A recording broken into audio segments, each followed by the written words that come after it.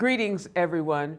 We want to remember our friends in the Texas conference just went through a powerful storm, and we want our friends in Texas to know that we are here to help you. We want to lend our feet and our hands when you are ready for us to come.